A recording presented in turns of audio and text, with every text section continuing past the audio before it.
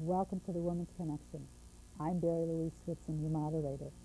The Women's Connection is a program about events shaping women's lives and helping one gain authentic power on a personal or professional level. So won't you stay tuned? Welcome.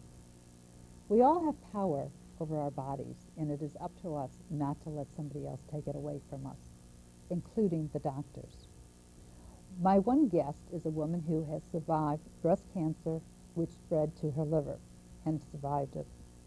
My other guest is a woman who is a healer, and between the two of them, they built a team to help women survive breast cancer. And I would like to welcome Jacklyn Johnston and Angie Voss. Thank you. Welcome. Glad to be here. Thank you. Glad to have you both with me. Now, Angie, you survived breast cancer. Would you like to tell us how you felt when you found out that you had breast cancer? Well, obviously it was quite a surprise to me. One of the reasons that it was a surprise to me is I had just been to the doctors 6 months prior and had a benign lump removed from my left breast. So 6 months later, I'm back in an oncologist's office, and he's telling me that not only do I have a tumor in my right breast, but it's spread to my liver. So there was the initial surprise of how could this be. I had gone for my exams, was timely on that, the point being that it can happen that fast. So after I was diagnosed, the first thing that came to mind was educate yourself.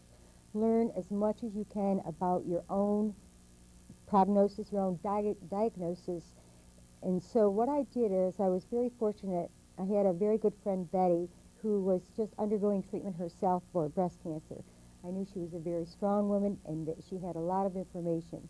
So my husband and I called her and her husband right away, and she said, come right up. She said, come right up. We walked in her house. She gave me a huge hug and said, Angie, we can and we will beat this thing. So I was fortunate to have encouragement right from the get-go. So what did you do next? I mean, did you go for some more testing? Were you ever operated on? I never had to have an operation. My first diagnosis, unfortunately, was not a very pleasant one. When I saw my first oncologist and he gave me the news, I asked him what my timeline was, what my prognosis was. And he said, well, depending on variables, it could be 6 months to a year. Shocking, well, of course. But then, unfortunately, he was going to be away for 2 weeks. So he gives me this news, and my husband and I leave, and we get home. We say, you know, we can't wait 2 weeks. If this happened to me within 6 months, why would I want to wait another 2 weeks before I took charge of what I could do? So there were, of course, several other tests that needed to be done before we could decide what to do. But then, again, back to my friend Betty, she was able to put me right on the road right immediately. She said, this is what I've done. These are the doctors that I've seen. I'll help you with appointments. So I was fortunate to have guidance right in the very beginning when I needed it. So her positive attitude rubbed off on me immediately. Well, what was your next step then? You had a list of doctors to go to. So what did you do next? I mean, how did you make the decision not to have surgery? Well, we went for more than one opinion, of course. I had several opinions. And then Betty had recommended my primary oncologist. So as soon as I met him, I knew that he was the right one. I just felt the connection. I liked the fact that he thought beyond the circle. He wasn't a strictly conventional oncologist. He was brilliant, totally up on all of the new things that are out, technology, medicines. So this is one of the things that I learned from him right from the very beginning as well, other than the fact that I had a positive connection immediately. He said to me, because I told him what the first oncologist had told me, he said, Angie, statistics are for average people with average health care and average attitudes. And I knew right then and there, how simple. That's not me. That's not me at all. So I thought, well, how positive. That gives me the reinforcement to start this journey positive. So then his recommendation was to start out with aggressive chemotherapy right away, where my the other oncologists that I'd seen in the past, they wanted to do surgery first. Well, then you have the recuperation time from surgery. So they wanted to do surgery and then radiation and then the chemotherapy. Now, my doctor's thinking was the best time to have chemotherapy is when cancer is active, when it's growing, when it's the most aggressive. Oh, interesting. Yes. So he wanted me to start on the chemotherapy right away. He said, if you need surgery in the future, you can always have it done. But let's attack this thing while it's aggressive. Well, because of that, after my first, I think, 2 months of chemotherapy, the tumor in my right breast disappeared.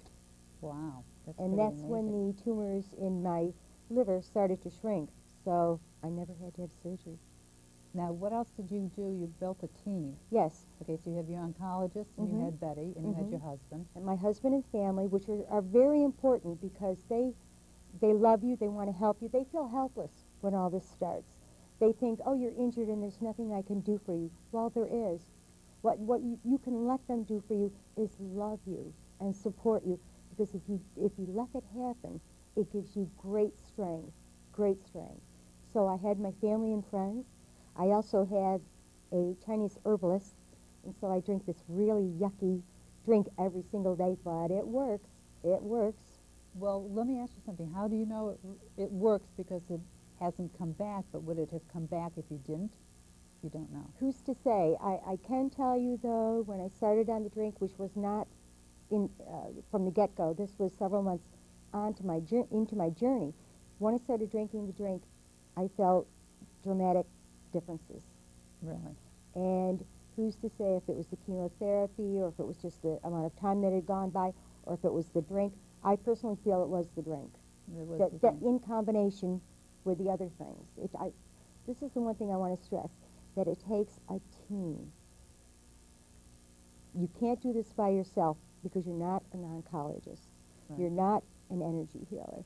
You're not a holistic physician, which is part of my team, and you're not a Chinese herbalist. So accept these things.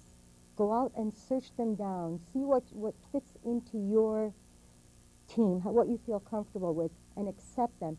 Don't be as Jim would say, don't be floating down the river on a raft yelling, "Save me." You have to save yourself right from the beginning. You have to say, this is my life, this is my body, I'm going to take charge of it, and I'm going to do whatever it takes to get my end result. And this is another thing that I think has been very helpful for me. Right from the very beginning, I did not merely want to survive, I wanted to conquer. So I focused my energies on that right from the very beginning.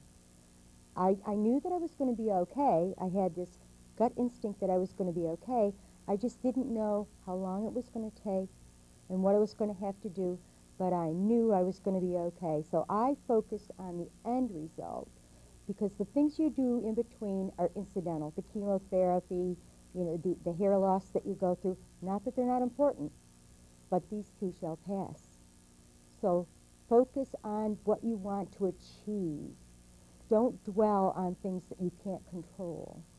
During this process, did you find that people were saying, you're not having surgery, how could you just let it go by, and that you're going to a Chinese herbalist? I mean, did you have opposition from people? No, I really didn't. I explained to people exactly how I felt, that they were very positive team members, that I was finding that I was getting results right away, and so actually I found the opposite. I found that people were very enthused to learn about these things. So let me ask you, how did you hook up with Jacklyn? Through Betty. Okay. Mm-hmm. Mm-hmm. And so you've got, let's see, an oncologist, Betty, your husband, your family, Mm-hmm. a herbalist, an energy healer. Mm-hmm. And my holistic physician, I take about 70 vitamins and supplements a day. 70? Mm-hmm. Mm-hmm. I can barely get down 10. In total. But when you know that they're good for you, and you can feel the difference when you've taken them, they're not hard to take. They go down easily and quickly. Now, it's mind-boggling here, and I'm sure the audience is wondering also, how do you know this wouldn't have worked if you had surgery? And I'm sorry to go back to it. I'm just trying to get it's like. All right, you've got breast cancer. Mm-hmm. How do we really know that you had breast cancer? Could have been a smear on the x-ray. Oh, well, I did have several second opinions, and I did have a liver biopsy, I had a breast biopsy, I did the whole gambit. What did the doctors say when you were cured by not using so-called conventional methods? Well, they were very pleased, and like I have said, I'm very humbled by the whole experience. They were just very pleased, but quite frankly, I think they always felt that I would get that end result. So they were just pleased to be a member of my team. Did you ever ask yourself, why me? No, I never did. The reason for that is that you can't control, well, I don't mean you can't control that. The reason that I never thought about why it happened to me is because that's an answer that no one has. So why dwell upon trying to answer something that you can't? I didn't want to waste my time or my energy trying to answer a question that there was no answer to. So I directed all of my energies, again, focusing on my end result, and that was to conquer. Do you ever have a fear that it might reoccur? No, I don't have that either, because fear is a very emotionally controlling emotion. It can be devastating. So if you worrying about things, you're not living, you're wasting your life. My point being that nobody has any guarantees. So why bother worrying about it? If it happens, you'll deal with it. If it doesn't, you'll deal with it. What would your advice be to the next generation? My advice would be, most importantly, to re-educate the general public. The point being, I am living proof that it doesn't have to be that way anymore when diagnosed with cancer or any other illness. Keep that in mind. It doesn't have to be that way anymore. There are plenty of alternatives and wonderful new medicine that's out. So of course, go for all of your exams and your mammograms and all the usual things, but listen to your body. If something doesn't feel right, don't hesitate to go to the doctor. Keep asking questions till you feel comfortable with the answers that you're getting, but don't ever feel hopeless, because nothing is hopeless. Sometimes it just takes a little bit longer to find the solutions that you're looking for, but they are out there. Oh. Jacklyn, what was your role in this? Angie came to me in the very beginning, so I've seen her throughout this entire process and have supported her spiritually, mentally, emotionally, physically throughout this experience. Also, in terms of applying energy healing, I work directly with cancer to reduce the number and to eliminate cancer cells from the body, and also to support the various systems, the immune system, for example, especially while undergoing something like chemotherapy treatments, How do you to do strengthen that? and support her body. How do you do that? Well, the technique of energy healing is really bringing through, I think of it as a spiritual force or a life force, and directing it usually by your hands, although it can be long distance and it can be with your mind as well. But it's a matter of bringing the energy through, and it's being applied for a certain specific use. So in Angie's case, what exactly did you do? Did you take your hand and put it over her? Yeah. And Yes. you just, Yes. The way a session normally looks, if someone comes to visit me in person, right? is it usually begins with some talk, Okay. because I want to make sure that I'm aware of what's happening mentally and emotionally. What's the person thinking? You know, what is she feeling, as well as where is she currently, with her physical state. And then there's a hands-on portion where, usually in Nancy's case, she would lie down on a massage table on her back, and I would start to work with her. And I would work with her in an energetic way, so it would be through a term called chakras, which are energy centers in the body. And then I would also work sometimes at the bone marrow level, Wow. which can energize and rejuvenate and affects the blood throughout the body. and then also specifically hands-on with the tumor. So we started initially quite a bit with the liver. That felt more dangerous to me at the time. So we started working directly with the liver, and then and then the immune system as well, again to strengthen and support. And we started our treatments before the chemotherapy and throughout the chemotherapy. Now, how long was this entire process? From this time that you hooked up with Jacklyn to the time that you were really cured, because you've got another person involved here. Yeah, I believe, Jacklyn, that I first saw you in July, the beginning of July, because I know that I had my first chemotherapy treatment on July 7th, some things you remember, and actually it was a wonderful day for me, believe it or not, and I mean that. My husband had brought me to New York, and I was going to be seeing my oncologist for my first chemotherapy treatment, but first I was going to be seeing Jacklyn.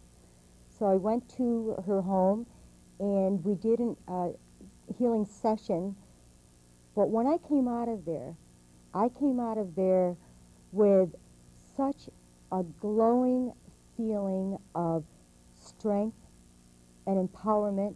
I said to my husband, I haven't felt this good since I was a teenager. Wow. So not only was she giving me the healing power with her hands, she was giving me the power for me to help myself. She was empowering me with my own power to help heal myself. So I came out of there feeling great. I went in for my chemotherapy and I said, hook me up, I'm ready to go. Not your usual reaction. No, I would say not.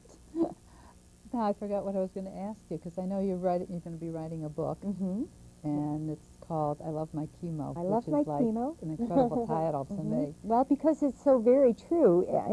It comes from the heart. What I'm hoping to do with this book, "I Loved My Chemo," is to share my knowledge and experience that I have been given while on this journey, which is what I call it. I want to be able to express to people, alleviate perhaps some of their fears, to guide them in directions that they might not normally know about, to talk about some of the side effects of some of the treatments and how easily you can cope with them. Basically, to just give someone a starting point of, okay, I've been diagnosed, what am I supposed to do? And this book will just, because it's not a recipe book, but it's guidance. This is what one woman did, and it worked. So take it for what it is. Now, I think I forgot what you answered when I asked you how long was the process. About a year. Yeah, about a Oh, year. It was a year. Mm-hmm. Okay. Did you have any doubts or anything? Never. Every time that I left after being with Jacklyn, I just felt this glow within me. I always did. It was like I was re-energized.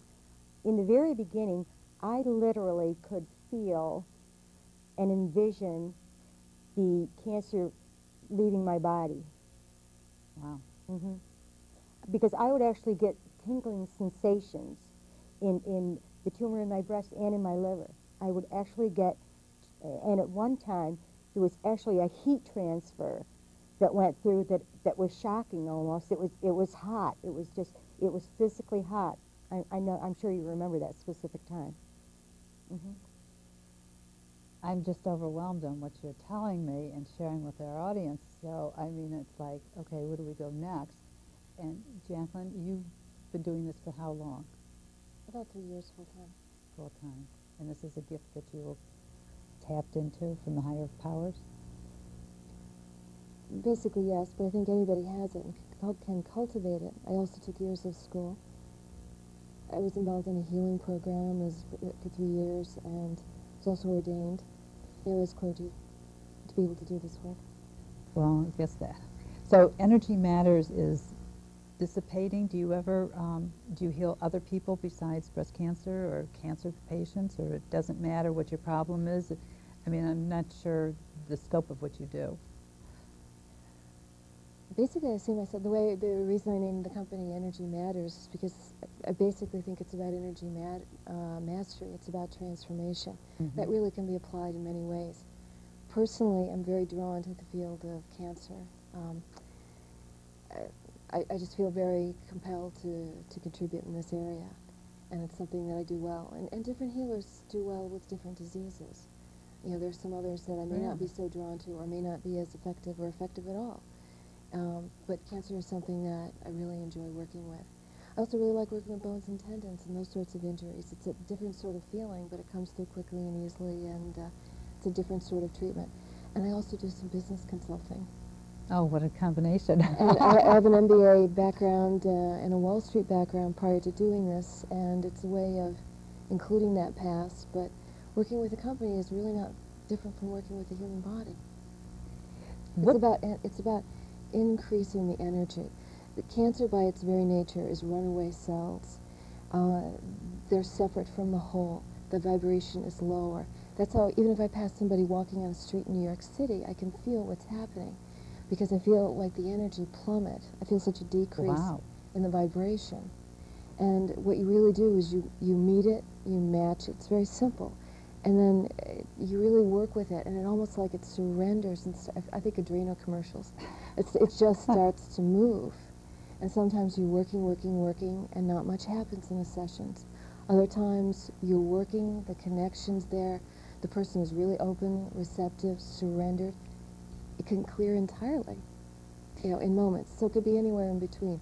But fundamentally, you're meeting and matching your frequency and increasing. You're bringing the vibration up, back so that it's part of the whole.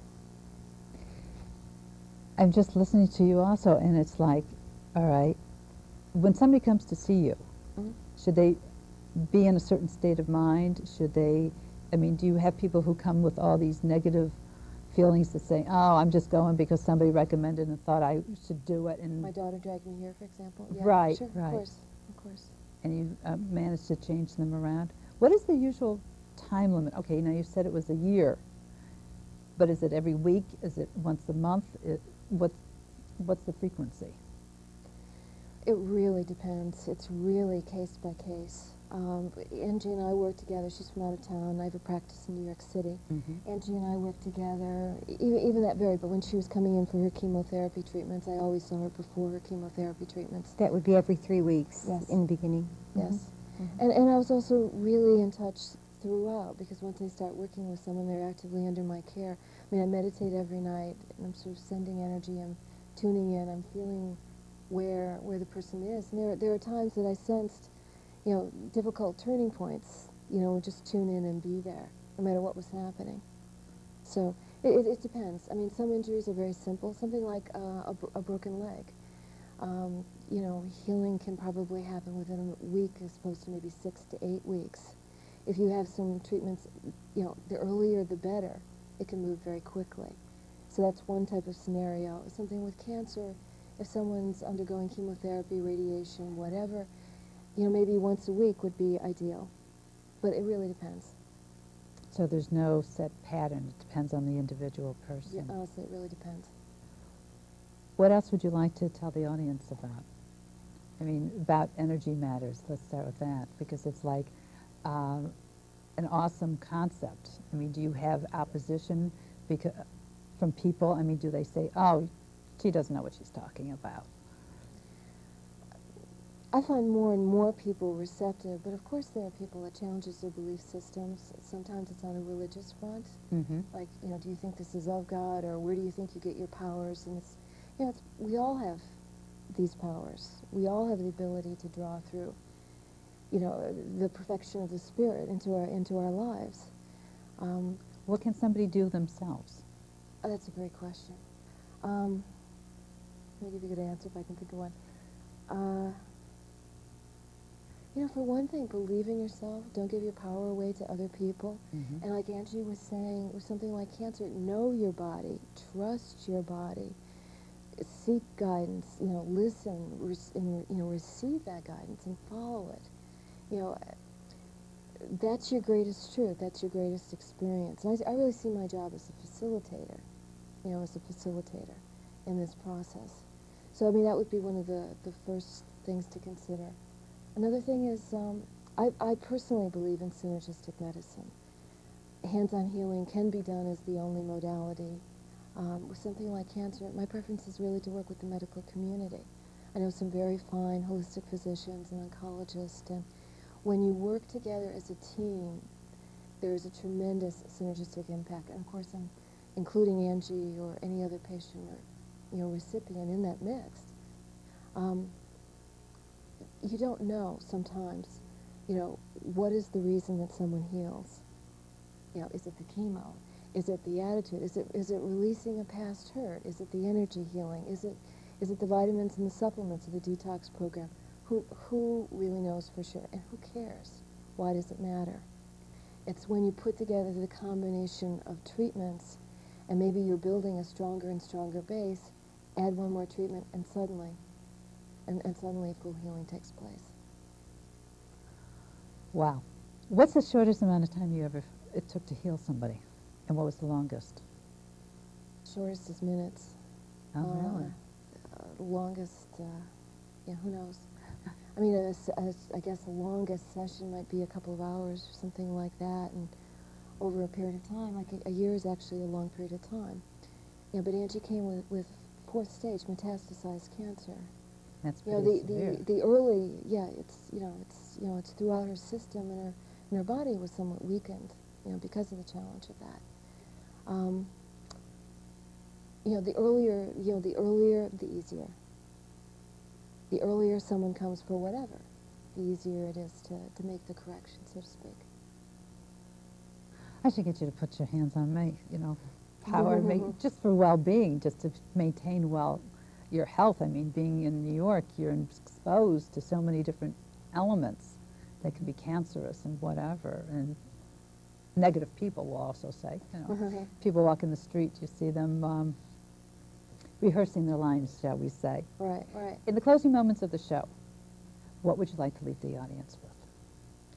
I personally would like to leave the audience with a couple of things to remember. First and foremost, to tell people that I'm living proof that it doesn't have to be that way anymore. When diagnosed with cancer or any illness, that you should take charge of your own health and the responsibility of your own life and your own health. You can control to a certain degree what you can want to do, what you can do with your health. To think positive all the time, because if you think positive, you'll get positive results. So be positive. Know that nothing is hopeless. There's always answers out there. Sometimes you just have to look for them, and nothing is impossible if you put your mind to it. Great. Jacklyn? First, I agree with Angie completely. And I guess I would only add, if you first get a diagnosis or someone you care about first gets a diagnosis, don't despair. Don't give in. Angie's presence here today offers a roadmap, a way to full and complete healing. That's one example that can be followed. So I'd say have faith, listen to your body, listen to your own guidance, your own wisdom. Pick a team of practitioners who are excellent, but also compassionate, caring, and who can listen to your needs. And if I can be of any help in connecting anybody, I'm very happy to be contacted through the show to do that. Great. Well, I want to thank both of you very much. And I hope you've learned something, because I know I have. And I would like to invite you to contact me for any further information. Thank you for joining me.